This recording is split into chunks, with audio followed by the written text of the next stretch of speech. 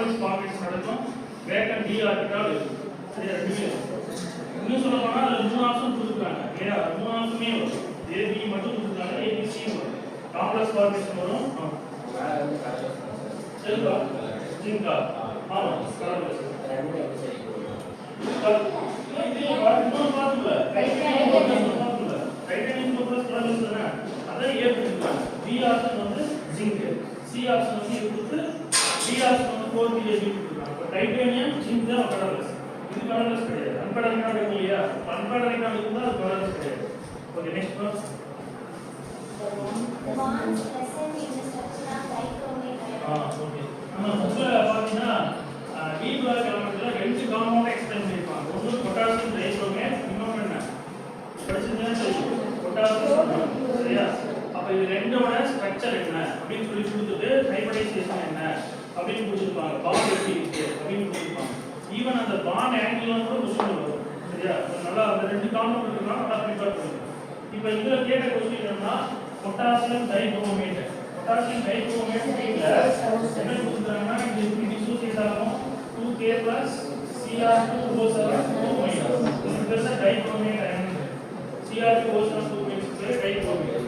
இந்த ஸ்ட்ரக்சர் எழுதணும்னா குரோமியம் இப்பதான் நம்ம பார்த்தோம். குரோமியத்தோட வேலன்ஸ் என்னன்னா 6. குரோமியத்தோட வேலன்ஸ் எப்படின்னா group members equal to valence. இந்த குரூப் நம்பர் என்ன பார்த்தோம்? Very good 6. அப்ப குரோமியத்தை சுத்தி எத்தனை பேர் இருப்பாங்க அப்படின்னு பார்த்தா 6 மெம்பர்ஸ், 6 பாண்ட். சரியா? அப்ப ஒரு குரோமியத்தை சுத்தி எப்படி இருக்கும் பாரு, ரெண்டு டபுள் பாண்ட் வரும், இன்னொரு ஆக்சிஜன், இன்னொரு குரோமியம், இங்க ஒரு டபுள் பாண்ட் வரும், இங்க டபுள் பாண்ட் வரும். இப்ப பாருங்க 1 2 3 4 5 அப்ப ஆக்சிஜன் எவ்வளவு வரும்? 7 வரும். அப்ப 1 2 3 4 5 அப்ப இன்னும் ரெண்டு ஆக்சிஜன் மட்டும் இல்லையா?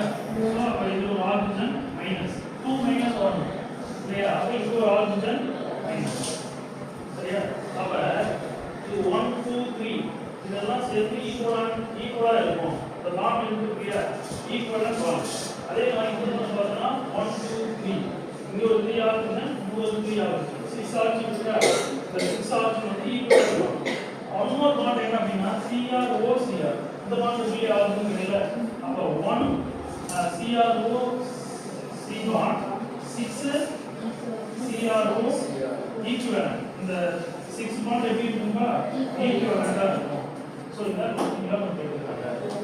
இதே மாதிரி பொட்டாசியம் பெர்மாங்கனேட் கொடுத்துட்டு கேட்கலாம். அதாவது பொட்டாசியம் மாங்கனேட் KMnO4 K2MnO4 ரெண்டு இருக்கு. அப்ப இந்த மாதிரி ஸ்ட்ரக்சர் கொடுத்துட்டு அது எதுக்கு யூஸ் ஆகுது, அதோட பாண்ட் ஆங்கிள் என்னன்னு கேட்டா நான் ஆன்சர் பண்ணேன். சரியா? நெக்ஸ்ட் क्वेश्चन பா. மோஸ்ட் அசிடிக்கா என்ன கொடுத்துறாங்க?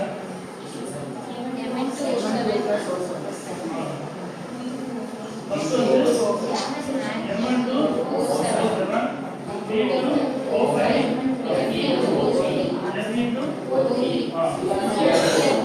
Cr2O3. சோ இது என்ன கேட்கறாங்க? மோஸ்ட் அசிடிக்கா. இப்ப இதோட ஆக்சிடேஷன் ஸ்டேட் ஃபைண்ட் பண்ணிடலாமா? Mn2O7 எடுத்தீங்கன்னா Mn2O7 சோ இத 2x னு வச்சுக்கலாமா? ஒரு ஆக்சிஜனுக்கு -2 அப்ப என்ன ஆகும்ப்பா 0. அப்ப 2x +14 x +14/2 +7. அப்ப ஆக்சிடேஷன் ஸ்டேட் என்ன? +7. இங்க 5 அப்ப 2x - 10 ஆயிடுமா? அப்ப x = 10/2 + 5 இங்க என்ன இருக்கு? 6 +3 இங்க என்ன இருக்கு? e +3 தான். சரியா? இப்ப highest oxidation state எது இருக்குப்பா? and is the highest oxidation state. அப்ப oxidation state கூட acidic character வந்து இருக்கு. சரியா? சோ அந்த ஆஸ்பெக்ட்ல பார்த்தா manganese oxidation. சரியா? ரைட். இப்ப இந்த மாதிரி மாலிக்யூல் கொடுத்தாங்க, நீங்க கண்டுபிடிக்கலாம் oxidation state கண்டுபிடிக்கலாம். இப்ப வந்து பெராக்சைடுல ஆக்சிஜனோட oxidation state என்னப்பா? H2O2. இது ஆக்சிஜனோட oxidation state என்ன வரும்? 0 பெராக்சைடு. இது நார்மல் காம்பவுண்ட்னா ஒரு ஆக்சிஜனுக்கு -2 போடும். Normal compound. பெராக்சைடு இருந்தா ஒரு ஆக்சிஜனோட ஆக்சிடேஷன் ஸ்டேட் என்ன வரும்? -1 +2 வா? சோ நிறைய ஆன்சர் சொல்றேன். கரெக்ட்டான ஆன்சர் இது. இப்போ ஆக்சுவலா H O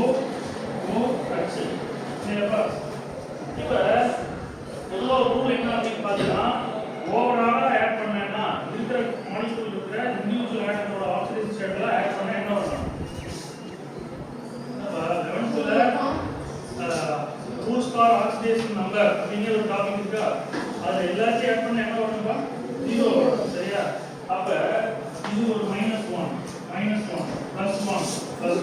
அப்பதான் 0 வரும். அப்ப இந்த ஆக்சிஜனோட பெராக்சைடு லிங்கேஜ், இந்த லிங்கேஜ் பேர் என்ன சொல்லுவாங்க? பெராக்சைடு. அப்ப நம்ம எடுத்த உடனே பார்த்தா இதெல்லாம் ஆக்சிஜனுக்கு -2 கொடுத்தீங்கன்னா ராங். அது பெராக்சைடா நார்மல் காம்பவுண்ட் பார்த்து நீ என்ன சொல்லணும்? ஆன்சர் பண்ணணும். அப்ப இது பெராக்சைடு லிங்கேஜ். அப்ப பெராக்சைடு லிங்கேஜ்ல ஆக்சிஜனோட ஆக்சிடேஷன் ஸ்டேட் என்ன? சரியா? சரி. சூப்பர் ஆக்சைடு ஒன்று இருக்கா? சூப்பர் ஆக்சைடு இருக்கு. KO2 அப்படிங்கிற என்னது? Super oxide. இப்போ क्वेश्चन என்னன்னா, இந்த மாதிரி சூப்பர் ஆக்சைடுல ஆக்சிஜனோட ஆக்சிடேஷன் ஸ்டேட் என்ன? +1 பிந்துவா? இப்போ நான் ஒரு ஐடியா சொல்றேன். எல்லாத்தையும் ஆட் பண்ணா என்ன வரும்? 0 வரும். சரியா? அப்ப பொட்டாசியத்துக்கு வேலன்சி ஆக்சிடேஷன் ஸ்டேட் என்னப்பா? +1. இது ரெண்டு ஆக்சிஜன் இருக்கு. அப்ப என்ன போட்டா +1க்கு ஈக்குவலா வரும்? -1 வரும். இப்போ ஒரு ஆக்சிஜனா இருந்தா -1, ரெண்டு ஆக்சிஜனா இருந்தா -1/2. அப்ப இந்த ஆக்சிஜனுக்கு ஆக்சிடேஷன் ஸ்டேட் என்னப்பா? -1/2. எத்தனை ஆக்சிஜன் இருக்கு? 2. அப்ப 2 கேன்சல் ஆனா -1 +1 என்ன ஆயிடும்? 0 ஆயிடுமா? சரியா? அப்ப சூப்பர் ஆக்சைடுல ஆக்சிஜனுடைய ஆக்சிடேஷன் ஸ்டேட் என்ன? -1/2.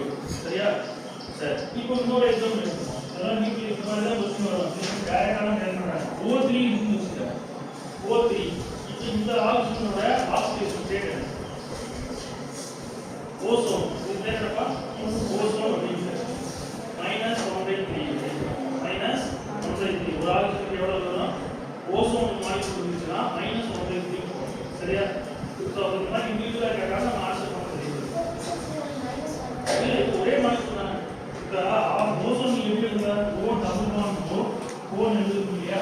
அதனால இண்டிவிஜுவலா இருக்கிறதுனால நம்ம -1/3 கொடுக்கணும். இப்போ இன்னொரு எக்ஸாம்பிள் இருக்குப்பா.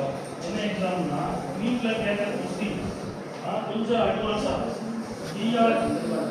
C3O2 இருக்கு. இது ரெசனன்ஸ் ஃபார்ம் இருக்கு. சரியா? C3O2 இது ஒரு மாலிக்யூல் இருக்காப்பா? C3O2 ஒரு மாலிக்யூல் இருக்குமா? இல்ல. C3O2 ன்னு எழுதிக்கிறேன். இது ஒரு மாலிக்யூல் இருக்குமா?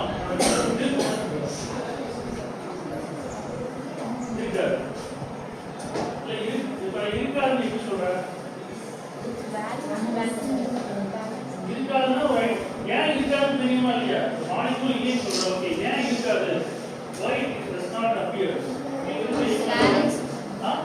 வேலன்ஸ் ஸ்ட்ரக்சர் இல்லையா? சரி, நான் இங்க எழுதுற structure carbon double bond carbon double bond carbon C3 double bond O double bond O. இந்த வேலன்ஸ் பாரு, இங்கயா வேலன்ஸ் ஸ்ட்ரக்சர் இருக்கா? என்னடா இருக்கு? கார்பனோட வேலன்ஸ் என்னவா? இந்த கார்பனோட வேலன்ஸ் இந்த கார்பனோட ஆல்ஜினோட வேலன்ஸ் 6 வேலன்ஸ் இங்க மாலிக்யூல் ஸ்ட்ரக்சர் இல்ல. இங்க ஆல்ஜின் ஸ்ட்ரக்சர் இல்ல. வேலன்ஸ் 6 தான். லோன் கார்பன் ரெண்டு லோன் கார்பன் இருக்கும், ஒரு பாண்ட் கார்பன். சரியா? இப்போ இந்த மாதிரி நமக்கு ஃபார்ம் ஆகுது இல்லையா? C3O2 இது பேர் என்ன? Carbon sulphoxide. ஒடிசா நீட்டியா கேட்டுருக்கேன்.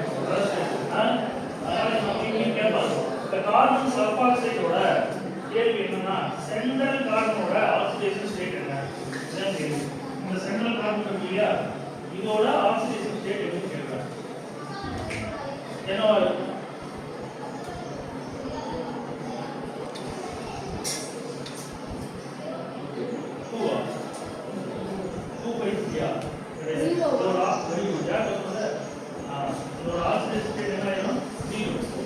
சரியா? ஏன்னா இன்னொரு ஆக்சிஜன் இன்னொரு ஆக்சிஜன் இங்க இருக்கு. இந்த வேல்யூ வந்து சென்ட்ரல் இருக்கிற கார்பன் எதுவுமே இருக்காது. கார்பன் வேலன்ஸ் ஸ்ட்ரக்சர் அது ஒரு ஆக்சிஜன் ஸ்டேட் என்ன? சரியா? இந்த மாதிரி கொஸ்டின் தான் நீட்ல கேட்கலாம். அப்போ நம்ம இந்த அளவுக்கு ப்ரிப்பேர் பண்ணணும் பார்த்து. அப்ப நார்மல் ஆக்சிஜன் அதுதான் என்ன? பெராக்சைடுல ஆக்சிடேஷன் ஸ்டேட் என்ன? சூப்பர் ஆக்சைடுல ஆக்சிடேஷன் ஸ்டேட் என்ன? இந்த மாதிரி காம்பவுண்ட்ல ஆக்சிடேஷன் ஸ்டேட் என்ன அப்படிங்கலாம் தெரியும். இப்போ சூப்பர் ஆக்சைடு எல்லா மெட்டலும் ஃபார்ம் பண்ணுவோம். லித்தியம் சூப்பர் ஆக்சைடு ஃபார்ம் பண்ணுவோம். இப்போ நான் எழுதிக்கிறேன் பொட்டாசியம் சூப்பர் ஆக்சைடு எழுதிக்கிறேன். பொட்டாசியம் சூப்பர் ஆக்சைடு ஃபார்ம் பண்ணுது. The question is whether the lithium atom forms superoxide or not. Lithium வந்து சூப்பர் ஆக்சைடு ஃபார்ம் பண்ணும். அப்ப ஒரு क्वेश्चन கேட்பாங்க, which among the following metals forms superoxide அப்படின்னு கேட்டா அதுக்கு ஆன்சர் பண்ண தெரியும். சரியா? சோடியம் சூப்பர் ஆக்சைடு ஃபார்ம் பண்ணலாம். சோடியம் வந்து பெராக்சைடு தான் ஃபார்ம் பண்ணும். லித்தியம் ஆக்சைடு ஃபார்ம் பண்ணலாம். சோடியம் பெராக்சைடு ஃபார்ம் பண்ணலாம். பொட்டாசியம் சூப்பர் ஆக்சைடு ஃபார்ம் பண்ணலாம். ருபீடியம் சூப்பர் ஆக்சைடு ஃபார்ம் பண்ணலாம். பொட்டாசியம் ருபீடியம் இந்த மூணு மெட்டல் மட்டும் தான் என்ன பண்ணும் சூப்பர் ஆக்சைடு ஃபார்ம் பண்ணும். நீங்க क्वेश्चन இந்த மாதிரி வரும்.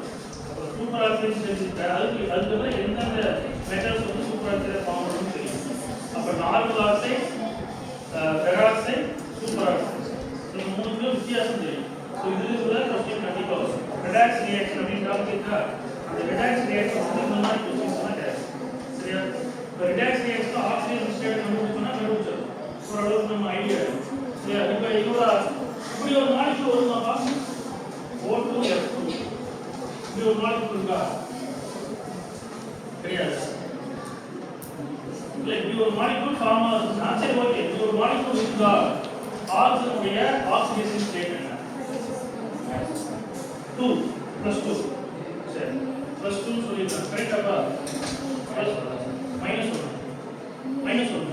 சரி +2 -1 வேற ஏதாவது ஆன்சர் பண்ண முடியுமா? ரெண்டு பேரா சொல்லுப்பா. +1 சொன்னீங்க. எப்படி சொன்னா +1 0 வரணும்ல? Very good. அதான் நான் சொன்னேன் ஐடியா கொடுத்தேன். எந்த மாலிக்யூலோட ஆக்சிடேஷன் ஸ்டேட்டஸ் கூட்டினாலும் ரெண்டு ஆக்சிடேஷன் கூட்டினா என்ன வந்துடும் 0 வந்துடும். அதான் ஒரு குளூ. அதை வச்சு நம்ம ஆன்சர் பண்ணிடலாம். இப்போ ஒரு விஷயம் என்னன்னா ஆக்சிஜன் குளோரின் எதுக்குப்பா மோர் எலக்ட்ரோநெகட்டிவ் ஆக்சிஜன் குளோரின் பொதுவா மோர் எலக்ட்ரோநெகட்டிவ் ஆகிறதா ரைட் ஹேண்ட் சைடு இருக்கும். மீனிங்கா ஏன் F2O2 எழுதுறாரு எழுத மாட்டோம் இல்லையா? அதை இன்டர்நெட் கனெக்ஷன் காமன்ல பார்த்துருக்கோம். எதுக்கு மோர் எலக்ட்ரோநெகட்டிவ் இருக்கோ ரைட் சைடு இருக்கும். சரியா? சரி இப்போ குளோரினுக்கு எப்பவுமே ஆக்சிஜன் ஸ்டேட் என்னது -1 வெரி குட். அதான் தெரிஞ்சு வச்சுக்கிறேன். அப்போ அதை அப்ளை பண்ணணுமா இல்லையா? அப்போ குளோரினுக்கு -1 வந்துச்சுன்னா ஆக்சிஜன் எப்படி -1 வரும்? -1 வர வாய்ப்பே கிடையாது. சரியா?